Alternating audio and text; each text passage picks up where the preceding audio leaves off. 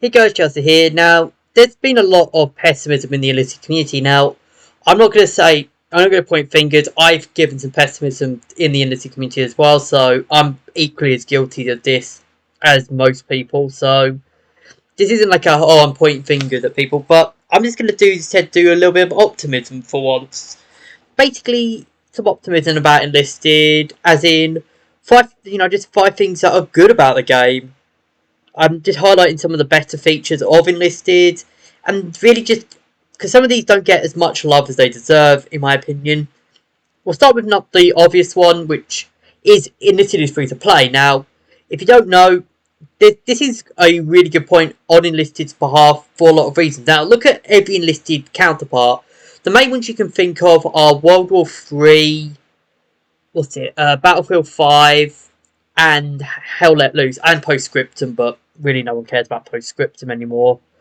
And what does Enlisted have that all of these don't have? Well, apart from maybe World War 3 yet, because World War 3 has been confirmed for this. But the only real thing it has is that it is a completely free-to-play game. Now, I do know that there are, of course, premium squads. I do know that there are excruciating grind walls. I know that. I'm not going to deny this. However, the problem I think most people have is that they make this out as like some impossible task, or that the premium squads are completely overpowered. In fact, if you watched one of my videos, I actively criticised someone who made a review on the game, and he openly criticised this, and I was saying he was making a mountain out of a molehill. But really, can you name a premium squad in Normandy, for example? I'm just going to use Normandy. Name a premium squad in this out of all of these that you can buy at the moment that are overpowered. The only one you can probably say is kinda OP is the Jumbo, because let's face it, but that's just the problem with the Jumbo in general. The Churchill I never see and really doesn't have the firepower. The Firefly is more, is balanced as it being a bit of a glass cannon. The M50 is pretty crap. The Johnson is pretty crap. The BAR squad, while good, it doesn't really get it. Like the weapons are outshadowed by weapons you unlock in the actual tech tree. M3 field modification squad is crap. Chaffee, you see a few Chaffies every now and again, and we have been seeing more Chaffies, but they're not powerful tanks. And the P40 and the P51, obviously, no idea. And to this one, the BF19s are, BF19s. MP18, not at Gavir 41, Armory MP, same thing with the American ones.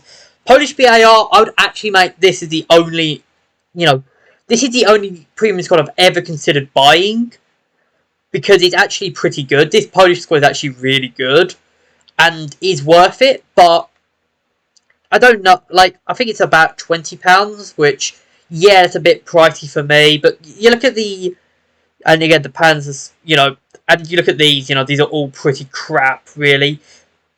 In fact, I would argue that this is actually worth it, worth it.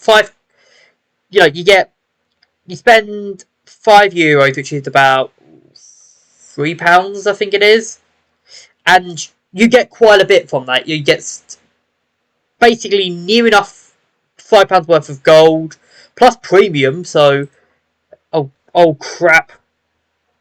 Yeah, I just opened the Gaijin store then by accident. But you basically get 300. You basically get about, I don't know, it takes like I saw there. You can see here it costs about 330 gold, so you get just over this amount of gold. So you get more gold than the basic gold, but you also get essentially you get 4 silver orders and four silver orders for weapons and 4 silver orders for troops. Now, obviously, of course, these are tier 1 troops, so these are going to be the worst of the worst tier 1s. So it's not going to be like a perfect system, because you're going to get like these shitties, but yeah, it's not too bad in my opinion. Like that's not too bad, I would say. a not bad premium starter bundle, so I'm never getting it. Anyways, let's move on to the second thing, which is something most people overlook. But yeah, it's the squad mechanic. The squad mechanic, in my opinion, is one of the coolest mechanics in any FPS game. Like, being able to field a literal school bus of, like, literally fielding 9 Germans in a squad, having them equipped with FG-42s, Gewehr 43 Kurz, MT-34s, and all of that for Jazz is actually just awesome. Like, come on. Like, how many people have literally, like, you can spend hours on this, of course, just customizing your squad. Like, I mean, and, finding the playstyle that suits you. And that's the thing with the squads, you can actually look, you can tailor make. I know people who use radio operators instead of bombers. I know people who use snipers instead of gunners. I know people who use snipers instead of bombers here. Right, they had a radio operator instead of a second engineer. And if you go and, they had a, sniper and maybe a bomber here. Or an assaulter instead of a machine gunner. It's really, the squad system and just the upgrade system is so, you can experiment so much with it. It's really good, in my opinion. And I think that this is a great selling point of the game. Just the great, squad system, which, again, no games have this. Like, can you name a game where you can lead some squad, in a World War II game, can you lead a squad of people in a multiplayer situation? Like, I can't name a single game where you can do this. There probably is, but, how many games can you lead, like, death squads of FG-42 users across a field, killing people? It's really rare, actually, to find games like that, which I think is really good. That it's a big pro for Enlisted, in my opinion, that, you get unique gameplay experience that you can't really find elsewhere. Like, constant action. And that's another thing that games like HLL and Postscriptum have. Like, they have the, the realism of Enlisted. Like, Enlisted doesn't has more realistic, has some realism, but it's not like, say, like, as good as HLL or Postscriptum. But I think, with Enlisted, it has a faster pace, which I prefer. I prefer faster paced games, in my opinion. But yeah, I think that's a big selling point for Enlisted, which not many people actively talk about. Going on from that point as well, the gunplay. The gunplay in Enlisted is honestly, in my opinion, probably the best gunplay. Like, obviously, I've not played games like HOL, so I can't actually judge. But based on games like Call of Duty, a bit of Battlefield, CSGO, stuff like that, I prefer Rainbow Six Siege as well. I've played a bit of Rainbow Six. I prefer gameplay of Enlisted to those games. Going around a corner, in Enlisted, you never know what you're going to hit. You could hit, you could run into a guy with a machine gun. And again, for most weapons, it's obviously, of course, it's the first person to shoot usually wins the fight. But even then, like, you can have situations where the enemies completely, fluff their lines. Like, I had one match a couple of days back where a guy jumped in with an MP308, started spraying at me, and I managed to kill him instantly with a SVT because while he had the drop on me, I was able to use a better aiming, better precision. And really, of course, despite it being in close range, and I'm pretty good in close range, so yeah.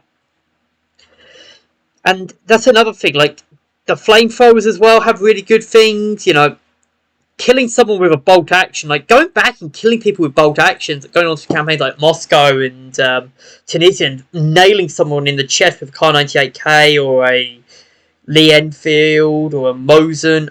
It feels amazing, and generally, I would say most games don't actually have that, which is both sad and just, I think, one of Enlisted's better qualities. The fourth major thing I'd say about Enlisted, which I think it does better than most other games, campaigns. Like, early war, what Can you name a single shooter? I think the only one I can probably name is Postscriptum that does Moscow, like a Moscowish campaign. I know Postscriptum has a Fall of France campaign, which is quite similar. But Tunisia, I don't think I've ever seen Battle of Tunisia in most depicted. I think it was depicted in Call of Duty 2, and that was about it.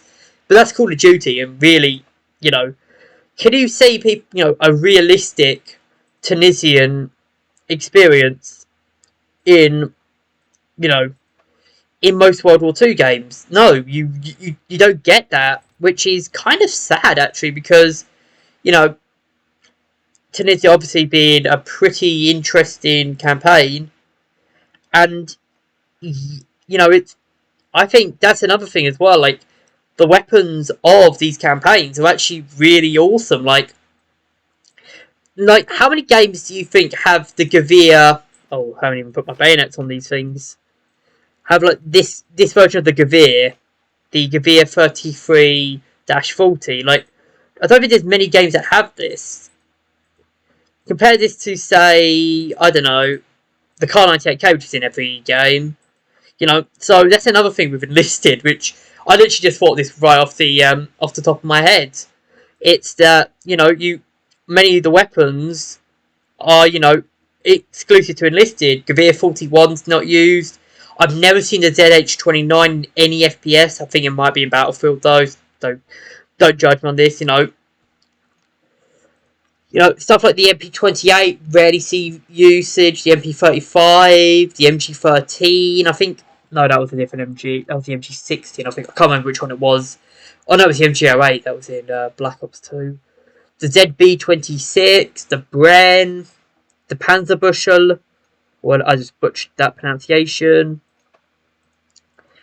The PPD, the TOS-B is another one. You don't see the PPDs often. Like, you see the PPSH, obviously. You see it in basically every game. But you don't see PPDs that often in FPSs.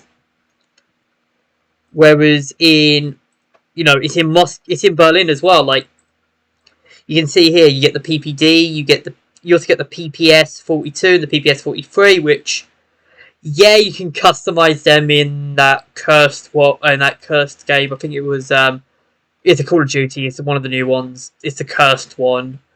I can't remember which one it was, but you can make that. And also as well, the gold orders.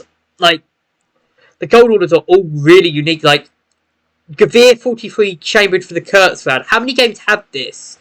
The Irma EMP. How many games have that? The Hyde as well in Normandy. Or the Peterson device. I've never seen a game with the Peterson device. I didn't even know what the Peterson device was until I started playing Enlisted. The Hyde as well. And it leads on to my final good thing about Enlisted, which is actually kind of linked to the Battle Pass in a way. As in, when the major updates are coming. Like, I'm just going to go into the changelog here. Find the armoured train one. Here it is. You knew when this was coming out because of the Battle Pass. People were able to predict it, and all of the updates, the big major updates, like the train update, like the Tunisia update, have all came out around the time the Battle Pass have ended. So, you have a clear line. As well as that, like, if you look at the changelog, look how many, they've made quite a few changes since then. You can see here, start of December, mostly, but some are in the start of December, some are just a little bit later on, 29th, you can see here. This was a couple of days ago. Yes, today it's recording. Stuff like that. Like, what, how many games can players actually predict when the next major updates came out? I can never, unless the game devs have literally said and put out a roadmap saying this is it, this is when the next update's going to drop. Enlisted is the only game I've played where you literally have like a timer, and people have literally figured out, hey, this timer is basically when the next update's coming out. And even then, outside of that, some of the updates have been really good. The custom game update was really good. Pardon me, was really good until they botched it. Then there was and the Academy one, it was a little bit poor. it was poorly implemented, but like I predicted back in when I made my video on the Academy a while back, a couple months back, I said it was going to be a very bad short-term issue, but in the long term, it'll be more helpful for the game. And I think as well, like, yeah, it's really hurting people in the short term, as people to this day are still, struggling with silver orders, and they really still need to bring out that silver order fix, seriously. But they need, and which is, which has been addressed, and it is getting released, coming soon, I hope. They're probably going to release it as soon as I release this video, knowing them. But yeah, I'm just going to end the video here. That's just been my take on some of the enlisting. Just be a bit optimistic. That's me being a bit optimistic about the game. People, pessimism. It's pessimism and optimism. They're both really important things. But having been consistently pessimistic about the future is pretty bad. And I sound like Mr. Mackey, actually. I'm starting to sound like Mr. Mackey. But, yeah, having, being pessimistic about the game isn't a good thing. Like, it'll just, if you're being overly pessimistic, you're gonna, I don't know how to say, but, I would say stop being pessimistic, but obviously pessimism, and if the devs do make some egregious error, then sure, call them out on it. I'm not denying that. I've called the devs out on it. Everyone else has. But, constantly being negative about the game doesn't really do anything. Like saying, oh, the game is dead, it's going to die, That's really just, it's depressing, and, it just leads to, people basically quitting the game, just believing it. And this is just me just giving some optimism for the future. Anyways, I'm going to end the video here. Hope you guys have enjoyed. Leave your thoughts in the comments, and I'll see you guys in the next one.